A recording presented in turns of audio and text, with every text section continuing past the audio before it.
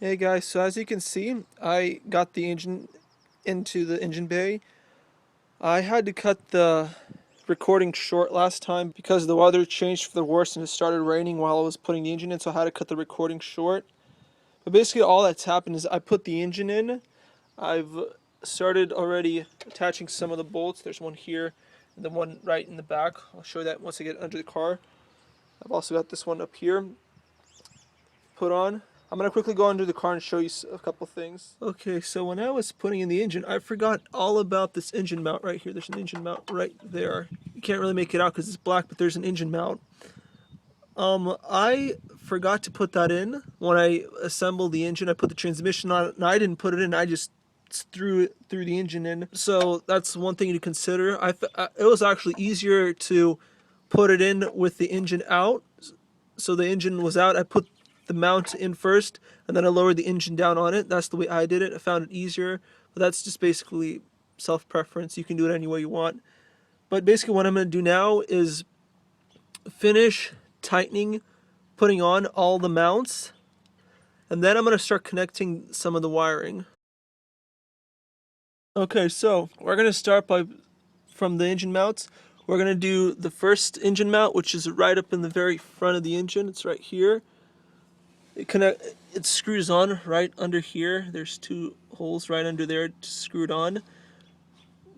It takes these bolts right here. There's two of them right here. Then if we keep going back, we have the other mount that attaches to the transmission. That one takes two nuts right here and right there. And if we keep going farther back, there's a third mount. You see the two studs right here that connects to the back of the transmission. Let me quickly see if I can get you a better angle of what it looks like. Right there, that's the third mount. I already have one of the bolts installed, but I just need to tighten that. So that's the third mount. I'm going to get all those bolts on and we'll get going from there. Okay, quick thing I'll mention. The two bolts that go to the front mount right up here, and the two nuts right here that go to the middle mount from the middle of the transmission to this center cross member. Those are 14 millimeter bolts.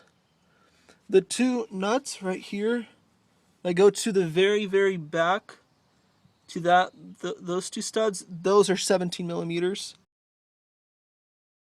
Okay, now that I got all the engine mounts tightened, what I want to do now is start connecting all of these hoses. There's a million of them, but that's okay. Well, my goal is, for now at least, is to just connect everything that I need to get the engine started. I mentioned this earlier that I don't even know if this engine works. So basically what I want to do right now is connect everything that will make the engine, that is needed to make the engine run. I mean, I don't really know what that is, but I'm going to start connecting all the cables that I can, and whatever's left over will be left over. But basically what I'm going to do is going to start connecting everything so that I can at least start the engine. Okay, so we're going to just start from this really messy side because all the wires are here. We're going to start from this side and start working our way that way. So we'll start with the really first cable, which is the throttle cable. That just attaches right here.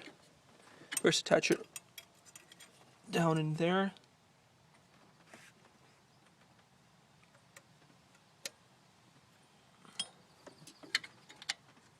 Okay, throttle's more or less done. I just need to tighten this cable, but that's okay. Next cable I see is right here. This is a slight different from the old setup because this one has only one connector. The old one had two connectors, so we're just going to unhook this hose and plug it into this T right here. Okay, so the next thing I'm going to do is hook up this hose. This goes to the heater core. Just wire it down through here and put it up right into there. Then you snap it in. This little blue wire right here, it attaches right here already. I left one in here already so that I can know where it goes. So what I'm going to do is basically just unplug this end right in here. Unplug that end if I can. And then just wire this end right in. Okay, next thing I'm going to take care of are the fuel lines. This has a mechanical pump. it's powered by the camshaft. This is the return hose. You can notice because it has a smaller end to it and it has an R right here, so you can know that it's a return. I'm going to pull out the spark that I used to block the gas off. Just put that in place. Next one is right here. This one connects to the filter, which is right here. This is just a secondary filter I put on just to keep the fuel from coming out. So I'm going to quickly undo this and plug it back into the inline. Okay, next thing I'm going to do is attach the clutch cylinder. Just remove these two bolts right here. Okay, then what we do, we just align everything so that everything is aligned, and then we put the screw back in. To keep going with the clutch, you have this bolt that sticks out right here. It holds in the line so it doesn't go crazy. So I'm going to undo this and put the line holder retainer onto here. Okay, so there's this one little white wire that clips in right into this slot right here. And these wires, this one attaches to here, this one attaches to the thermostat housing, which is right here. And this third one is for the oxygen sensor. I'm not sure where this one goes, but I think I'll figure it out later. Right, it's not really important for now. I'm gonna get this ground wire in right here. Okay, what I'm gonna do now is attach the speedo cable. First, I'm gonna clean it up. The other end's right in there. I'm gonna clean it up a little bit, and then I'm gonna put the two together. Okay, and right here we have this vacuum hose that attaches to this big spot point right here. Just gonna wire it right through and get it plugged in there. Okay, next thing I'm gonna do is get the two clutch cables attached. I still haven't screwed on the holder thing for it, but that's okay. I'm gonna put these on, and then I'm gonna get under the car and start putting those on. Those are 12mm bolts, and there's 3 of them, but first I'm just gonna connect it up here, and then I'm gonna go under to do some extra stuff under there. Okay, as you can see, I got 2 of the 3 bolts started for the clutch cables. I'm gonna get 3 of them tightened, and then we're gonna start connecting the starter.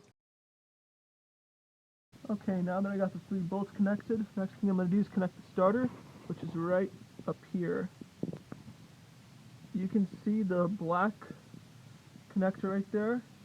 Right here you have this black connector, and right next to it, you can't see it because of the lighting, but there's a bolt that connects there, and the 2 connectors for that are right here. The bolt that screws on is a 12mm, and it's also black connector. So I'm going to get the bolts on first, and then I'm going to connect the connector. Okay, next thing I'm going to do is connect this hose right here. This is also a hose that goes to the heater core.